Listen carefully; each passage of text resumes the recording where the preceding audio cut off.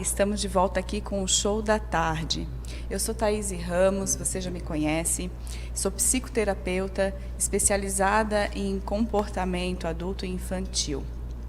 E hoje a gente vai trazer uma abordagem muito interessante. Quero fazer uma pergunta para vocês. Vocês têm medo de dentista? Pois é, isso é uma coisa que eu tenho desde a infância. E um assunto que me parece que muitas pessoas não param muito para pensar é como que é uma pessoa, às vezes, com necessidades especiais, ir até um consultório, fazer um procedimento, às vezes, invasivo, né? Para tirar essas nossas dúvidas, muito interessante, nós trouxemos aqui a Aline Espíndola, ela é cirurgiã dentista. Oi, boa tarde, Thaís, tudo bem? Então, hoje a gente vai conversar um pouquinho dessa questão dos pacientes especiais no dentista. Eu sou especializada em atendimento odontológico para pacientes especiais e hoje eu atendo em domicílio, consultório e atendimento hospitalar. E me conta, Aline, que interessante, você faz atendimento a domicílio também. Sim. Eu vi aqui que você trouxe algumas coisas, né? Qual que é o teu foco? É atendimento infantil, adulto? O foco, na verdade, não tem a ver com a idade. Eu atendo tanto paciente criança, quanto paciente adulto, quanto pacientes idosos.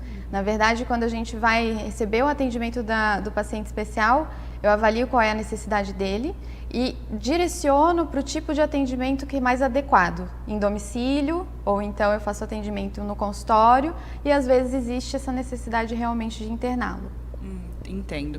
E me diz uma coisa, nós, quando a gente tem a criança, né, nossos filhos, eu sou mãe de 2 pequenininhas, já é difícil fazer a escovação adequada, né? Sim. E aí me vem a pergunta, como que é uma higiene bucal realmente adequada para uma pessoa com necessidades especiais? Como que lida isso, né? Como que faz na prática, né? Porque às vezes os pais também podem ter essa dificuldade, né? Os cuidadores. Traz um pouquinho aí pra gente. Então, a gente tem um perfil bem diferente dos pacientes especiais.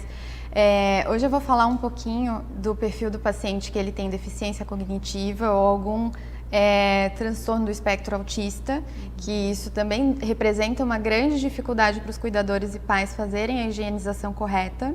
A gente tem também o paciente que tem disfagia, muitas vezes idosos, que é uma dificuldade de deglutição, então o risco de ele aspirar a água, a espuma da pasta de dente é muito grande. Sim. E a gente tem que ter cuidado na técnica. E existe um outro tipo de paciente que é o paciente que tem espasticidade, ou seja, o paciente que ele tem uma rigidez muscular muito grande, às vezes decorrente de algum acontecimento, como por exemplo um AVC, e o paciente ele não abre a boca. Então, para esses 3 perfis, eu achei interessante a gente trazer algumas técnicas, porque são os que eu mais recebo dúvidas no consultório. Legal, bacana. E você trouxe alguns utensílios aqui que vão te ajudar a mostrar pra gente? Sim, eu trouxe os modelinhos. A gente pode aqui ver uma boca que tem mais semelhança com a boca de um adulto. E aqui, esse modelo, ele é o mais semelhante com a boca da criança. Então, tem os dentinhos ali. Tem os dentinhos de leite, ele já veio com uma janelinha também. E a gente pode demonstrar aqui a higienização para tentar auxiliar o pessoal de casa nessa função. Nossa, muito interessante, né? E aí vem muito uma pergunta, o quanto nós não paramos para pensar na demanda que tem e se esse serviço realmente ele é um serviço que tem sido oferecido ao público, né? Porque há muita dificuldade e eu particularmente tenho isso na minha família, né? Então é difícil tanto ter um especialista ou que tenha toda a paciência, porque demanda uma paciência bem grande também, né? Sim. E todo um cuidado, né, de lidar. Sim. Então, se você quiser demonstrar pra gente, acho que vai ajudar muito a quem está em casa nos ouvindo. Ótimo. Então, vamos começar aqui com o modelinho da criança. Esse modelo ele me ajuda bastante nos atendimentos odontológicos, porque basicamente o que a gente tem que passar para o paciente que tem uma alteração cognitiva é que ele está fazendo um processo que é seguro, então dá previsibilidade para ele. Sim. E isso a gente consegue com várias formas. Muitas vezes não vai ter um modelinho de uma boca em casa, mas você pode usar o irmãozinho que já deixa escovar os dentes, pode mostrar na própria boca. E também esse paciente ele pode ter um álbum de figurinhas, onde a responsável, o pai, a mãe, os cuidadores podem fazer foto dele escovando os dentes, numa sequência lógica. Então, primeiro, passando a pasta de dentes na escova, é a primeira foto. Depois você mostra ele escovando o lado esquerdo do rosto, na parte de cima, e vai seguindo uma sequência com as fotos até completar todos os quadrantes da arcada. E isso daí vai dar para ele um guia do que ele deve fazer naquele momento da escovação. E essas fotos auxiliam porque se a gente for contando o tempo que ele deve ficar em cada partezinha da boca, já nos ajuda a ter um pouco mais de tempo, de técnica naquela região. Porque se a gente deixar por conta do paciente, provavelmente ele vai escovar de qualquer jeito. Não vai ter uma direção e vai ser muito rápido. Então, no paciente que vai fazer essa escovação sozinho, essa pode ser uma boa escolha. A gente vai sempre escolher uma escovinha que seja pequena, para que consiga acessar todos os espaços da boca. E para a criança que vai executar a própria escovação, um cabo menor, que aí fica mais fácil de ela segurar a escova e ter controle. De alcançar também. Isso. Se ela não tem coordenação motora fina, os pais devem auxiliar, tá? Nessa situação, a gente vai usar todas as técnicas, mas quem vai executar a escovação é o pai, a mãe ou o cuidador. Aí o cabo da escova pode ser um pouquinho maior, tá? Se o responsável vai fazer a execução da escovação, a posição da criança tem que ser sempre um pouquinho mais deitada, tá? Não o suficiente para ela se engasgar, porque vai ser um pouquinho só de escova, um pouquinho só de pasta de dente. Ela tem que estar um pouquinho elevada para ela não engolir, tá? Então, a quantidade é só um grãozinho de ervilha de pasta de dente, sempre com flúor, tá? E seguindo essa sequência lógica. Se ele está nessa posição, eu consigo ter uma visibilidade melhor da boca. Se eu não tenho tanta visibilidade, se eu tenho alguma dificuldade, até às vezes por questão da criança se mexer, pelo comportamento, eu posso usar uma lanterna, tá? Existem vários tipos de lanterninha, lanterna de pia, lanterna para usar na cabeça. Isso daí é uma ferramenta bem legal porque a mãe ou o pai, eles já podem visualizar se a criança está com cárie. Facilita bastante mesmo, né? A gente já consegue fazer como se fosse uma avaliação clínica ali no momento da escovação. Então, já fica mais fácil de conhecer a boquinha da criança, né? Então, sempre seguindo aquela sequência que a gente já conhece, da escovação na parte da frente de cima para baixo, de baixo para cima, ou então de bolinha, limpando sempre todas as áreas dos dentes, então, tanto na parte de cima quanto na parte de trás. Seguindo aquela sequência de fazer primeiro um quadrante, depois outro quadrante, e assim a gente vai contando até 10 em cada parte da boca, tá? Essa é uma forma. Se a criança ela está fazendo a escovação, ainda está aprendendo, a gente vai fazer sempre a vistoria depois que termina a escovação, tá? A melhor escovação deve ser no período da noite, então os pais eles sempre devem dar esse auxílio. Sim, e também é uma forma de contando até 10, de realmente ter o tempo e ficar gravado esse período que a criança tem que estar ali fazendo a escovação, né? É uma forma bem prática mesmo da gente conseguir cuidar e que seja bem feito, né? Que já é difícil, né? Normalmente, então com pessoas que precisam realmente de um passo a passo e não sair da rotina, né? Por exemplo, os autistas, né? Que normalmente são pessoas que têm mais essa dificuldade, eu tenho isso em casa, então precisa desse passo a passo da regrinha, não sair dessa rotina, então eu acho que é uma forma bem bacana mesmo. Sim, a repetição de padrão ajuda muito, porque a criança ela vai associar aquela função do dia com algo que é corriqueiro, não é algo novo, né? Agora, uma coisa que é importante, se a criança ela tinha um comportamento que começou a evoluir bem para fazer a higienização e do nada ficou muito difícil, ela pode estar com dor, então a dor ela não é algo que às vezes o paciente especial vai nos comunicar. Ele simplesmente vai alterar essa colaboração e não vai mais deixar acessar a boca. Então é importante que os pais tenham esse conhecimento, essa rotina, porque a partir do momento que houver uma mudança, é a hora de levar no dentista para ver se tem alguma coisa acontecendo. Perfeito, perfeito, Aline. E como que seria se, ou a criança, né? Aqui no caso a gente está falando da escovação em geral, uma criança que consegue colaborar. E se ela não consegue colaborar mesmo? Ela não tem essa, né, ou uma deficiência cognitiva mesmo, como que seria? Essa questão da deficiência cognitiva ela é muito variável. Muitas crianças elas têm um nível que a gente consegue, com a ludicidade, com a atividade lúdica, fazer a função de escovar os dentes.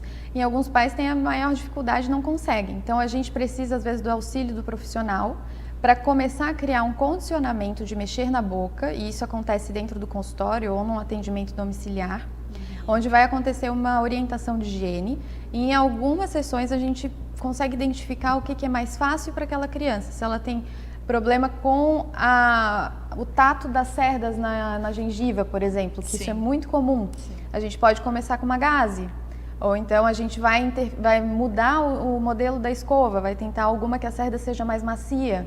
Isso daí, às vezes, o profissional vai ter um olhar um pouquinho mais afinado do que a família, e é importante não desistir.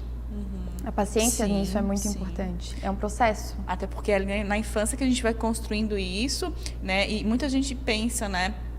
Me vem muito essa pergunta, nós pensamos no autista, né? Vamos falar do autista, né? A gente pensa no autista criança. A gente não pensa no autista adulto. Sim. Ele vai ser um adulto colaborando ou não conseguindo fazer essa colaboração. Como que vai ser a independência? Porque eu acho que essa construção da infância, ela é muito importante para o produto que ele vai se tornar depois, né? Sim. Então, a gente está falando aqui de uma pontinha do iceberg, né?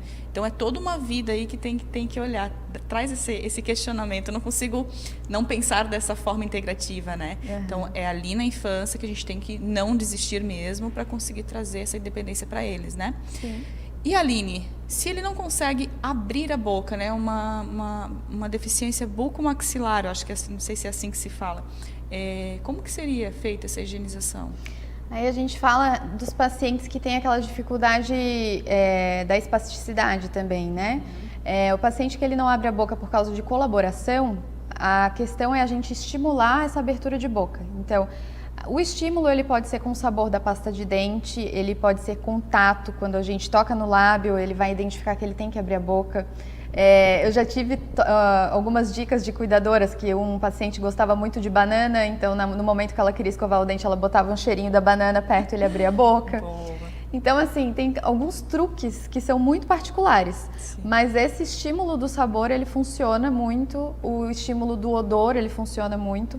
Conversar com o paciente, explicar o que vai fazer, isso também é muito básico. E a partir do momento que o paciente abre a boca para você, você tem que usar um dispositivo de abridor de boca para manter aquela abertura, porque o paciente que ele tem dificuldade de manter a boca aberta corre o risco de ele morder quem está fazendo a escovação, ou até de morder a escova, quebrar a escova e sofrer um acidente um pouco mais grave. Então a gente tem que posicionar o abridor de boca na lateral onde não vai fazer a higiene.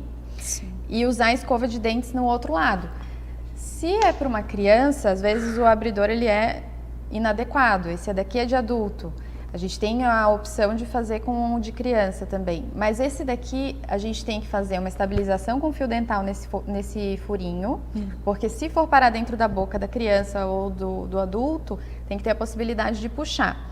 O que eu gosto muito para quem está em casa, que não precisa de tanta orientação, é o que é feito de garrafa PET, porque isso aqui é fácil de se repor, é barato, ele tem algumas coisas, a tampa de plástico, aquela parte de plástico que fica aqui embaixo, a gente tem que remover tudo, porque qualquer coisa que vai na boca do paciente, a gente tem que lembrar que pode quebrar, que ele pode engolir, que pode existir um acidente, então a gente vai deixar só realmente o que é da estrutura da garrafa aqui.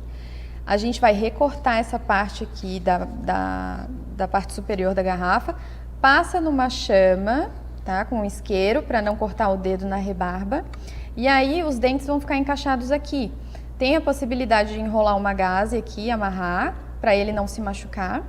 E aí você posiciona aqui no ladinho e fica segurando aqui. Como ele vai estar encostado em quem está fazendo a higienização, ou vai estar encostado na cadeira de rodas ou na cama, fica fácil de estabilizar a cabeça. Na situação do paciente que não abre a boca ou que tem alteração de comportamento, a gente precisa que a cabeça esteja bem firme, tá? E essa é a melhor posição. E aqui você consegue higienizar essa lateral, higieniza essa lateral, gira e vai para o outro lado fazer a mesma coisa. Então é muito mais seguro. A gente não corre o risco de ter acidentes. Existem outros modelos de abridor de boca que são feitos de palito de picolé, coisas caseiras, mas a gente tem que levar em consideração a força da mordida do paciente. Esse daqui é muito difícil de quebrar. O de palito de madeira já é um pouco mais frágil. Nossa, mas perfeito, né, Aline? De trazer uma possibilidade,